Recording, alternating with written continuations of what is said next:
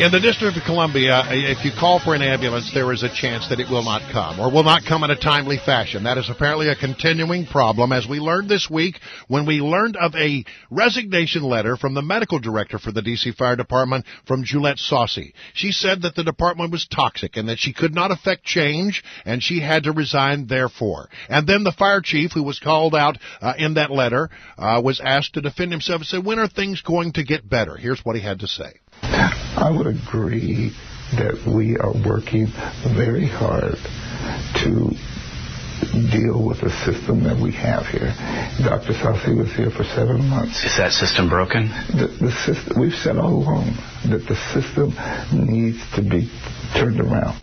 But the chief says it takes time to do that kind of thing. The mayor says it takes time to do that kind of thing.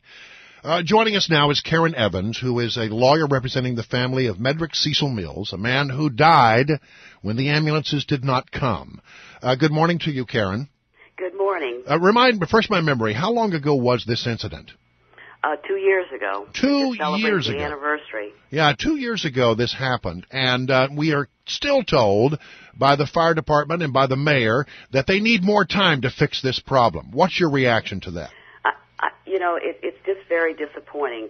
Dr. Saucy's letter confirms that which we have observed, and we, the general public, have observed from the outside looking in. She merely confirms that which we already see, that the system is absolutely broken and that there is no will to make change.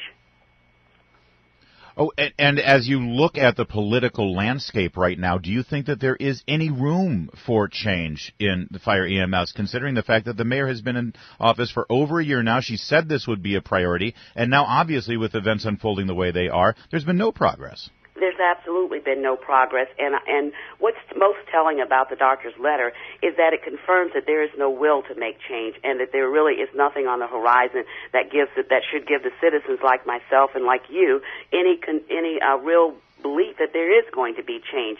And in fact, the things that she notes, the culture and the lack of accountability, are the things that have been said from time, for decades now. And if we want to mark recent history, let's look back at the 2007 Rosenbaum incident, in which, there was a task force and all these recommendations were made. And then, we fast forward to 2012 when Mr. Mills was a victim of the inefficiencies and the incompetence of the department. And again, every politician that's in office today, was at the Mills family funeral and at their home and on the phone calling and taking pictures with this family and promising change. And yet here we are 2 years later, after Mr. Mills' passing and after countless other deaths of other citizens in the District of Columbia, and we have the same problem, and there are no changes. And in fact, there are affirmative actions being taken by the council and our leaders to make sure that the status quo remains in effect. Juliette Saucy in her letter pointed to the leadership of the department, and when the leadership was called on the carpet and asked by reporters, would you agree there's a problem, you get this kind of response. I would agree that we are working very hard to deal with the system that we have here. Dr. Saucy was here for 7 months. Is that system broken? The system, we've said all along that the system needs to be turned around. It's timid. It's tepid. It's almost as if he's apologizing for, having to actually try to do something to protect people's lives. What needs to happen to the leadership of this fire department in your mind? Well, we need leaders. We need leadership. What we have is just recounts of statements about existing problems. We already know that the system is broken. We knew that before he got here. His whole job in coming here was to make the change that is necessary to protect the lives of the citizens of the District of Columbia. This whole culture of carelessness that the doctor alluded to, that's just unacceptable. And I think that the real problem is because there's no accountability either internally or under the law. And I'm talking about things that the doctor alluded to in her letter, for example, and things that you all that have been reported in the media.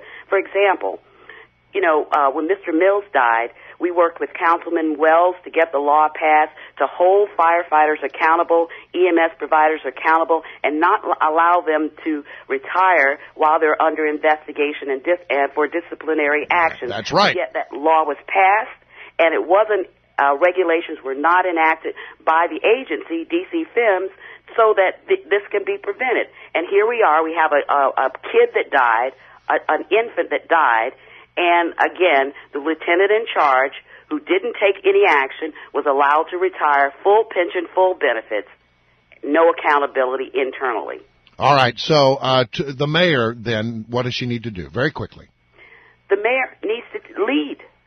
She needs to lead, and they need to make sure, one, that there is accountability under the law, that folks aren't allowed to retire under disciplinary actions, and two, that the public duty doctrine is not allowed to continue under the law. All right, Karen Evans, thank you so much for joining us. Greatly appreciated. Thank you for having me. It is now 7:43.